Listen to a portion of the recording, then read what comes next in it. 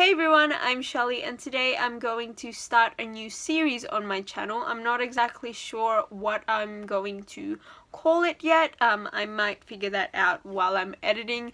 But basically in my resolutions video I mentioned that I wanted to do more book reviews.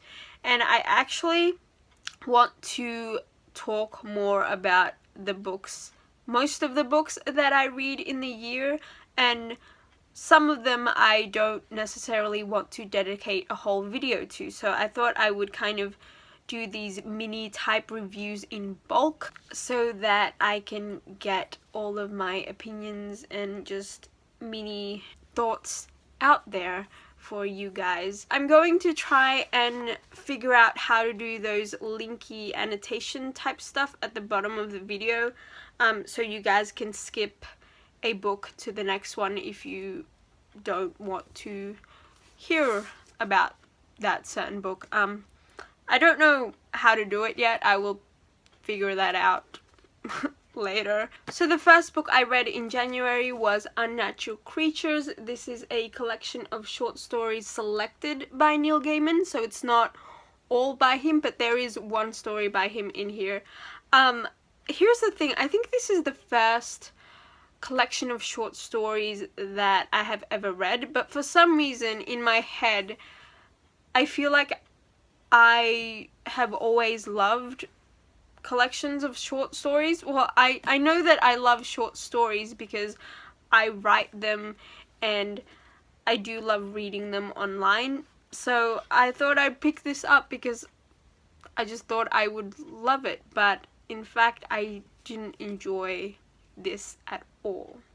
Although I did know from the beginning that it wasn't all by Neil Gaiman, I was still interested to kind of discover new authors, and I really liked the concept of some of these short stories because it's all about creatures and beasts and monsters, and I love all that stuff.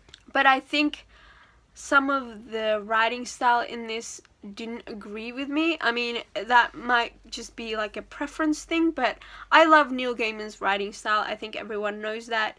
And some of the stories that he selected, you can tell that they were selected by him because it kind of fit his theme that he wanted to convey in this whole short story collection. But some of them just kind of prevented me from liking the stories because it was really hard to get through. But all in all, I gave this book a 1 out of 5 stars on Goodreads. So the second book I read in January, I'm going to leave till last because I do have some spoiler points, so I don't want to spoil anyone. But the third book that I read in January, I actually finished last night, and that is A Conspiracy of Blood and Smoke by Anne Blankman.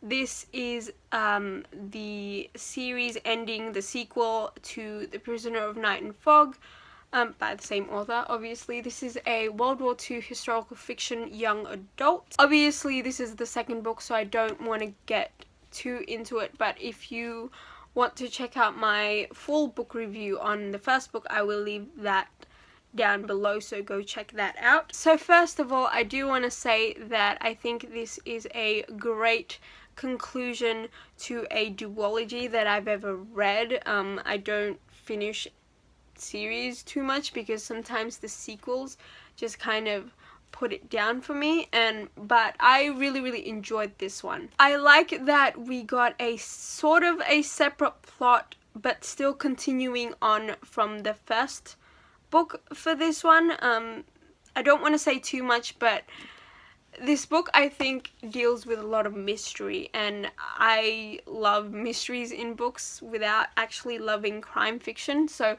I do really love the mystery in this. I like that we got introduced to a few more characters because I think with the way that we left off in the first book, I think if we were just to stick to the main protagonist and just their friend, I think it would have gotten boring, so I liked that we got more people in this story. It was a little slow in moments, but I think that's just like my preference, because it took me 4 months to read this, and it is a really, really good book. It's just I found myself not feeling in the mood to read it at times, because I think I started this book in October and it is now January. So yeah, it did take a while for me to get through it, but while I was reading it, I was really, really enjoying it.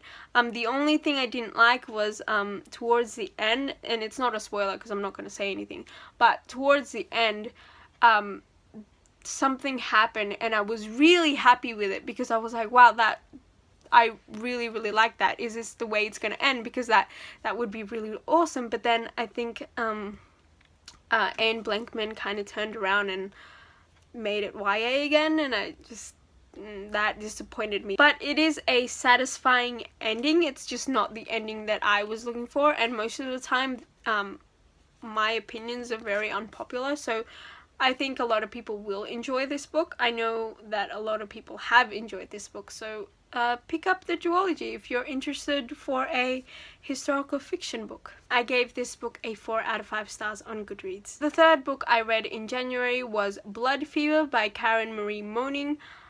This is the second book in the Fever series, and I did do a full book review on Dark Fever. I will leave the link to that down below if you guys want to check that out.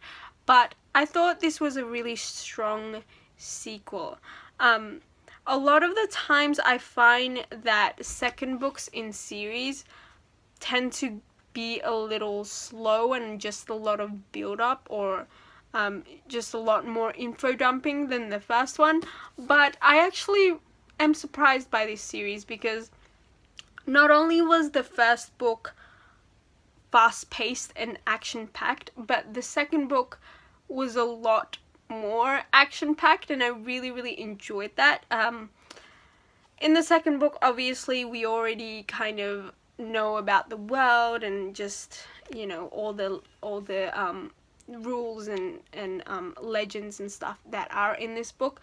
And so we kind of kick off not far from where the first book ended. And Mac, as a main protagonist, I'm starting to like her a little bit more. I know that some people aren't a big fan of hers, and I can see why, because there are moments when I just roll my eyes so hard at her. But I like her. I like that in this book she has to go through some changes, obviously, because that's the main thing in every book. But I like that she doesn't just drastically change like I see in a lot of other type books like this. She does it very gradually, and I think that she still has pieces of her old self in there, so she's constantly changing, but at the same time she's still being herself. I was going to go into spoilers, but I think I'm going to save that for my written Goodreads review, because I don't know how long this video is going to be. But anyway, I gave this book a 3 out of 5 stars on Goodreads. So that is all from me today. Obviously it wasn't very well planned. I hope you guys enjoyed it, and I will see you guys next time.